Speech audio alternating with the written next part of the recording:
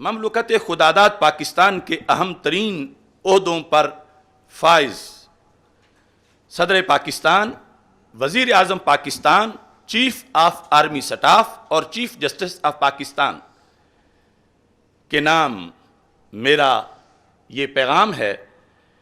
اس لیے کہ وہ اہم عہدوں پر فائز ہیں اور اس ملک کی حفاظت ان کی ذمہ داری ہے۔ اسلام اور استحکام پاکستان کے خلاف آج ایک بہت بڑی سازش ہو رہی ہے، شاید پاکستان کی تاریخ کی وہ سب سے بڑی سازش ہو، جس کا فوری سدباب کرنا ضروری ہے۔ غیر ملکی اور باطل قوتوں کی اشیرباد سے ایک معاملہ مسلسل آگے بڑھایا جا رہا ہے۔ صورتحال یہ ہے کہ پاکستان کے طول و عرض میں کئی فرقوں کے لوگ، بالخصوص ایک ہمارا مخالف فرقہ جو ہے، اس کے ذاکر، اس کے مذہبی لیڈر مسلسل اللہ تعالی جل جلالہ کی شان میں گستاخیاں کر رہے ہیں، یہاں تک کہ کہا جا رہا ہے کہ رب ذوالجلال معاذ اللہ سیدہ پاک کے قدموں کی مٹی میں چھپا ہوا ہے۔ یہ کفریات بکے جا رہے ہیں کہ حضرت مولا علی رضی اللہ تعالی عنہ تو اللہ کا بھی رازق اور خالق ہے۔ علی اللہ نہیں ہے، علی اللہ کا خالق ہے، علی اللہ کا رب ہے، علی اللہ کا رازق ہے۔ اللہ کی معراج یہ ہے کہ وہ در سیدہ جل شانہ پر اپنی داڑھی سے جھاڑو لگاتا ہے۔ اللہ کی معراج یہ ہے کہ وہ در سیدہ جل شانہ پر سجدہ کرے۔ اللہ کے سر کا تاج جناب سیدہ کی نالین کی مٹی ہے، جناب سیدہ جل شانہ کی نالین کی خاک میں اللہ پوشیدہ رہتا ہے۔ یہ ہے توحید۔ ہم کہتے ہیں علی خالق اللہ، علی رازق اللہ، علی رب الارباب، علی پروردگار اعظم، علی مولائے کل۔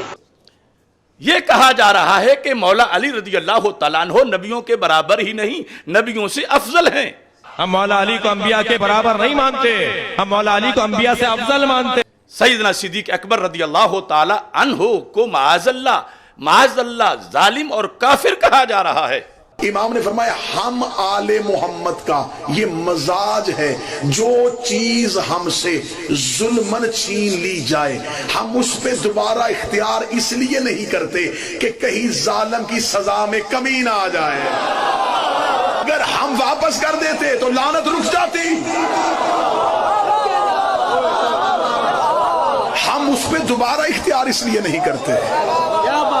کہیں ظالم کی سزا میں کمی نہ آ جائے۔ کیونکہ ناانصافی اور ہماری جوڈیشری کا بیڑا غر اس دن ہو گیا تھا جس دن فاطمہ زہرا علیہ السلام انصاف لینے کے لیے دربار گئیں اور ان کو انصاف نہیں ملا اور نعوذ باللہ ان کو جھٹلایا گیا ان کی گواہی کو، تو یہ جوڈیشری تو اس دن ہی بیڑا غرق ہو گئی تھی۔ اب میرے پہ چاہے فتویٰ لگا دیں یا جو مرضی کر دیں، آئی ڈیم کیئر۔ یہ سلسلہ مسلسل جاری ہے توہین کا، اور ایسے ہی حضرت محمد مصطفیٰ صلی اللہ علیہ وسلم کی ناموس پہ حملہ ہو رہا ہے، بالخصوص اسی فرقے کی طرف سے ہمارے آقا صلی اللہ علیہ وسلم کی ختم نبوت پہ حملہ ہو رہا ہے ان کی کتابوں کے حوالوں کے مطابق، اور ساتھ ہی اسی فرقہ کی طرف سے اہل بیت اطہار رضی اللہ تعالی عنہم اور خلفائے راشدین اور دیگر صحابہ رضی اللہ تعالی عنہم اور ائمہ امت کے بارے میں گستاخیاں کی جا رہی ہیں۔ ان مبینہ اور اعلانیہ گستاخیوں کے سلسلہ کی روش پر آگے بندہ ناچیز نے ایک کردار ادا کرنے کا فیصلہ کیا، اور سال ہا سال سے وہ کردار اللہ کے فضل سے میں ادا کر رہا ہوں کہ میں نے ان کی غلطیوں کو اجاگر کیا، میں نے ان کو دعوت اصلاح دی، میں نے ان کو توہین اور گستاخیوں کے رستے سے باز آنے کے لیے کہا، اور یہ سب کچھ میں نے اپنے ایمان کی حفاظت کے لیے کہا، کیونکہ ایسے ایسے کفریات تھے کہ ان پر چپ رہنے والا بھی اپنا ایمان نہیں بچا سکتا، اور امر بالمعروف اور نہی عن المنکر کا جو فریضہ ہے اسلام میں، اس کو ادا کرتے ہوئے میں نے ان لوگوں کی اصلاح کے لیے حق کا परचम बुलंद किया, मगर इस फिरके ने अपनी रवश बदलने के बजाय मेरे खिलाफ प्रोपेगेंडे का बाजार गर्म कर दिया और एक गैर मुल्की कुव्वत के इशारे पर, जो इन्हीं के नजरियात की हुकूमत है, उनके कहने पर, और फिर